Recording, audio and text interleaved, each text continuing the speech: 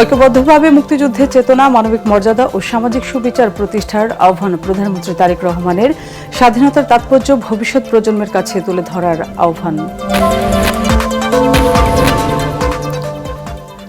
দীর্ঘক্ষণ লাইনে থেকেও রাজধানীর অধিকাংশ পাম্পে তেল পাচ্ছে না গ্রাহকরা। উড়োজাহাজে তেলের দাম বাড়ল লিটারে ৯০ টাকা।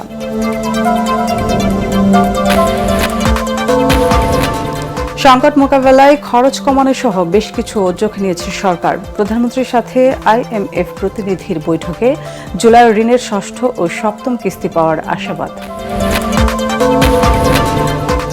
মানব পাচার মামলায় সাবেক সেনা কর্মকর্তা মাসুদ উদ্দিন চৌধুরী ৫ দিনের রিমান্ডে। 111-এর সময় রাজনৈতিক নেতাদের নির্যাতনের বিষয়টি তদন্ত করবে ডিবি।